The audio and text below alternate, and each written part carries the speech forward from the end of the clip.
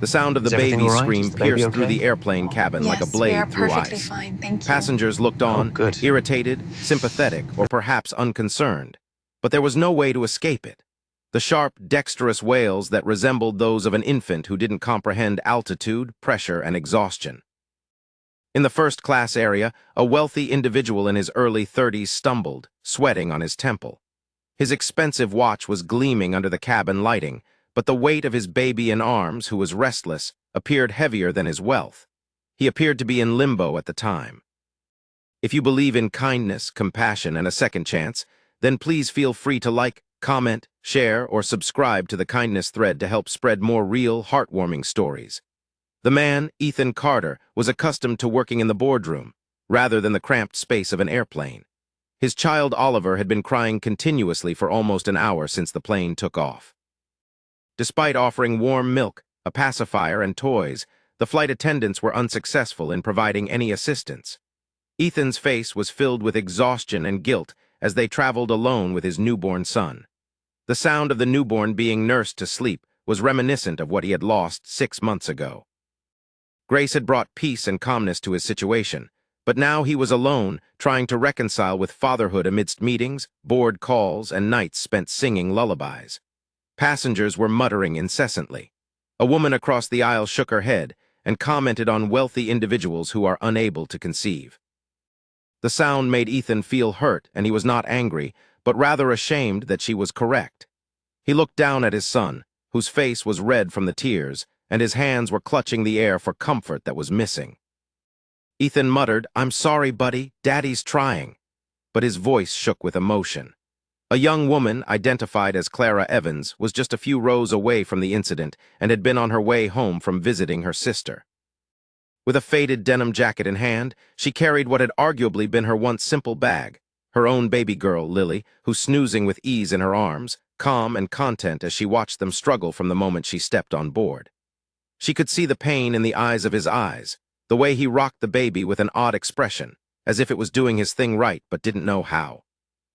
She comprehended that the fear of failing someone who relies on her is too much to ask. She hesitated for a few minutes, and she didn't want to intrude. Furthermore, who would believe that an unfamiliar woman, particularly one alone, had the right to step in? However, as the baby's cries grew louder and the father became more anxious, Clara felt something stirred inside her heart.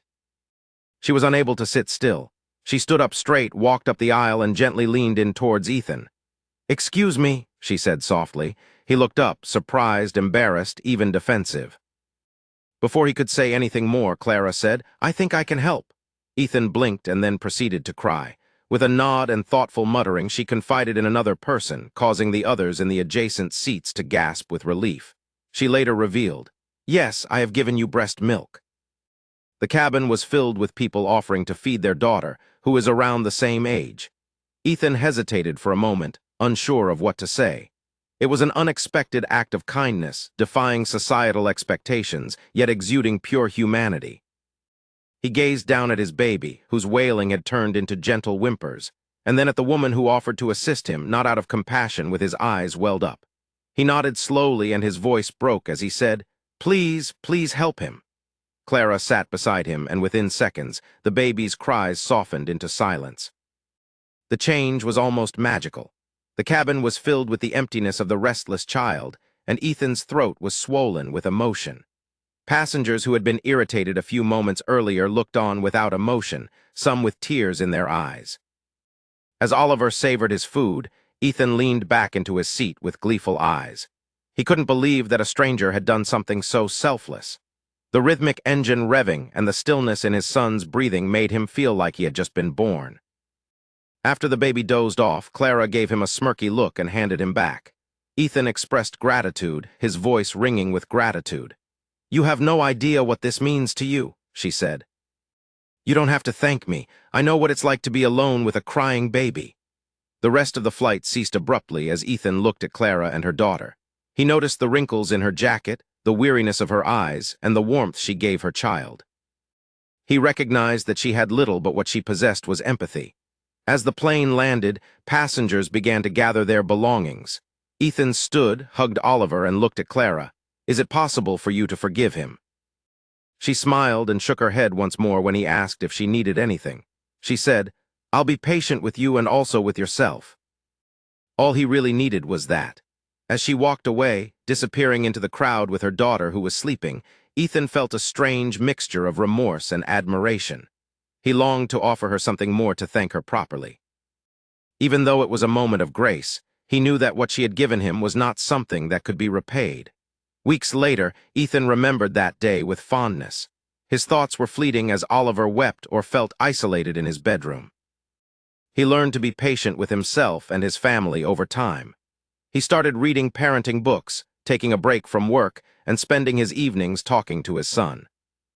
In the peace, he began to recuperate, not exclusively as a father, but also in his role as an adult child.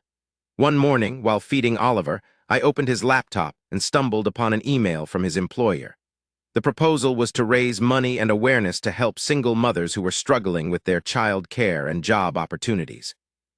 Lily's Light Foundation was on his mind, just like Clara did. He smiled and donated an anonymous amount, but added a note stating, "For the kindness that changed my life at 30,000 FT. If you enjoyed this story, please feel free to like, share, and subscribe to Kindness Thread. We need more stories like this to spread awareness and encourage others to do the same." Before you leave, share with us the most heartwarming act of kindness that a stranger has ever done for you. It could be the defining moment that changes the course of your life forever.